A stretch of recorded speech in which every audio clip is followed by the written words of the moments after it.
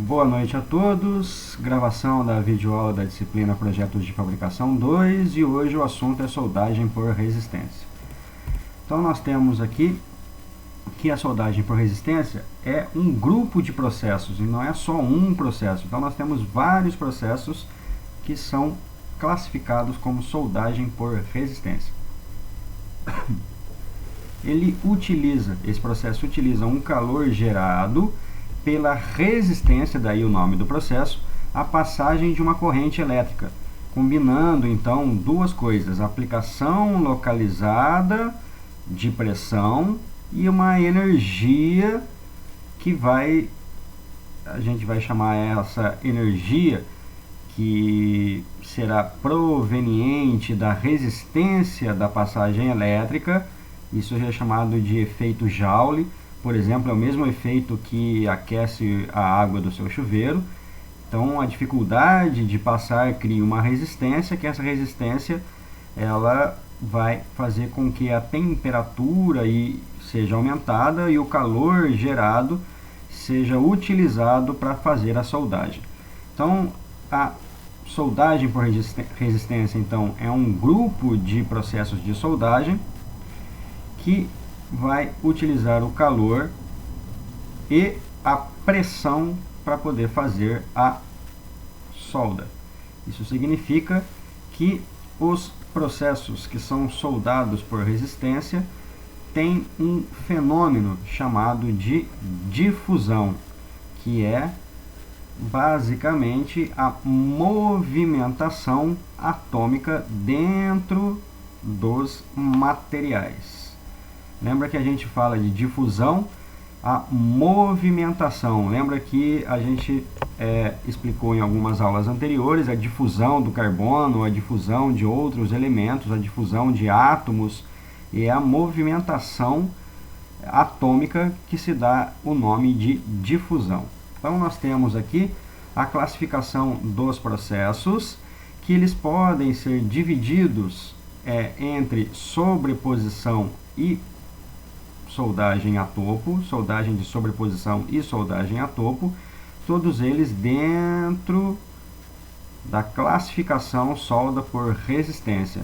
Até agora, nós falávamos sobre um processo que gerava um arco elétrico e um processo que gerava uma chama. Então, no processo que gera uma chama é chamado de processos por fusão, e nesses processos a chama aqui a gente estudou o processo de oxigás ou oxiacetilênica. Aí nós temos o processo por fusão a arco elétrico, que podemos falar que nós estudamos os processos TIG, MIG-MAG, eletrodo revestido, isso sendo o arco visível. E o arco encoberto, podemos falar dos eletrodos tubulares e dos eletrodos revestidos, assim como também no processo que a gente viu na aula passada, que é o arco submerso. Então, os processos que nós vamos ver hoje estão basicamente classificados diferentemente dos processos que a gente já viu até agora. Os processos que a gente já viu até agora, temos aí a chama e o arco elétrico que promovem a fusão. Aqui, na resistência elétrica, o que vai promover a fusão vai ser a resistência à passagem de corrente elétrica, mais uma aplicação de pressão para que possa ser efetuado a união e, consequentemente, a solda. Então, nós temos aí que a soldagem por resistência, nós temos diferentes tipos de juntas. Juntas sobrepostas, juntas de topo e processos que são relacionados às juntas. Então, nós temos aí juntas sobrepostas, soldagem a ponto, soldagem por projeção e soldagem por costura. Soldagens na junta de topo, nós temos a soldagem por centelhamento, soldagem por contato e soldagem por percussão. O princípio da solda, então, é uma resistência elétrica que, como o próprio nome diz, resiste à passagem de corrente elétrica. E isso causa um aquecimento que é chamado de efeito Joule. Então, para que a gente possa ter uma peça soldada, nós precisamos ter o aquecimento gerado pela dificuldade da passagem de corrente elétrica.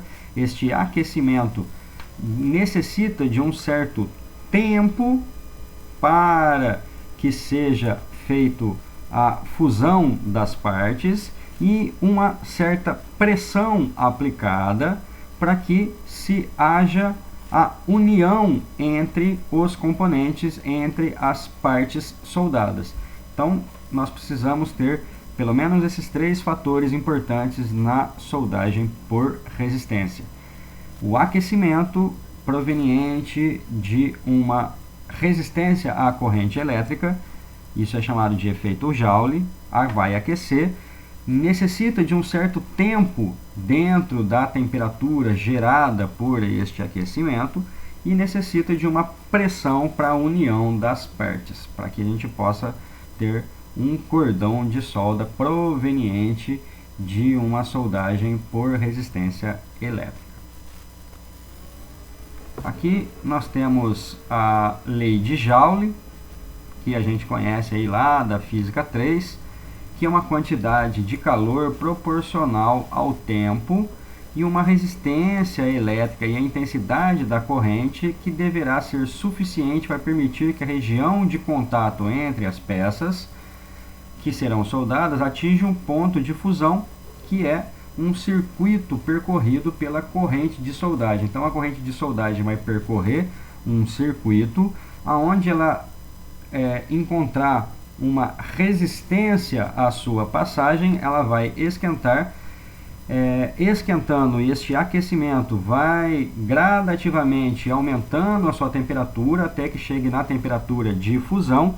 Então ambas as partes em contato estarão fundidas e com a aplicação da pressão elas estarão unidas, com o resfriamento acontecendo posteriormente, deixando o cordão de solda realizado. Aqui nós temos uma ilustração de como a solda por resistência, isso é chamado de resistance spot welding. Spot é ponto em inglês, então vai ter um ponto de solda.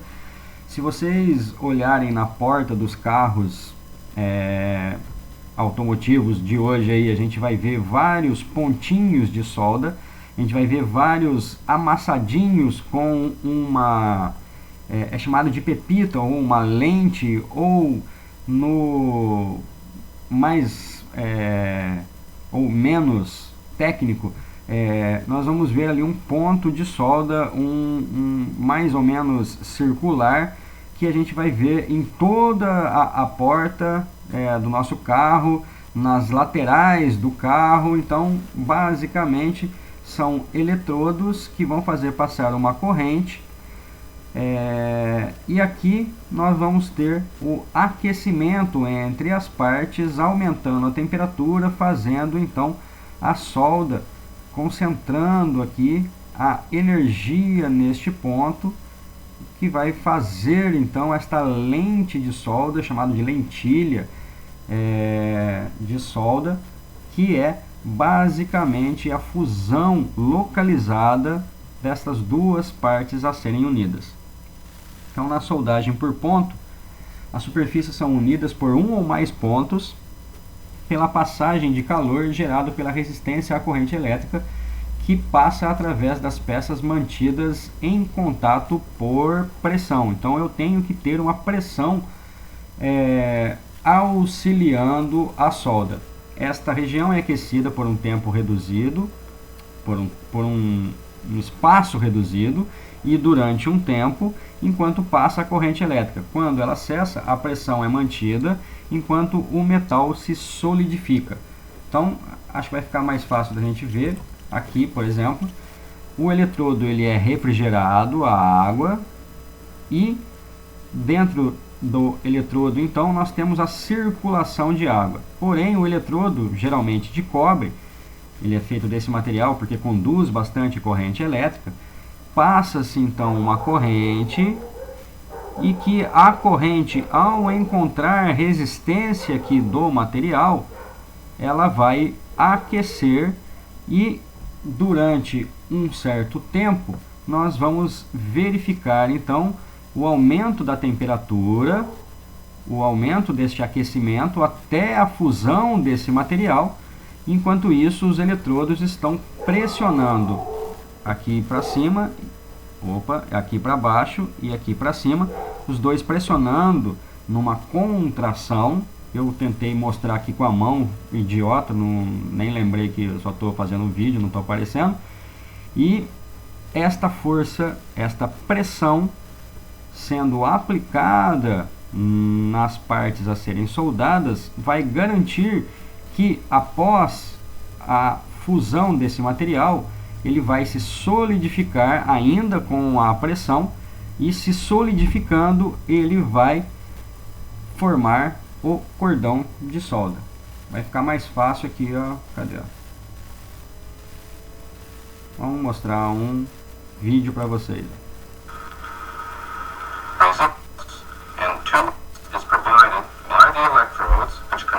Vou baixar aqui para a gente poder comentar. Aí, ó, aqui está passando uma corrente elétrica. Volta aqui um pouco.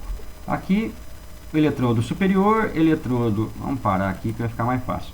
Eletrodo superior, eletrodo inferior, peça A, peça B, e aqui uma corrente passando entre eles.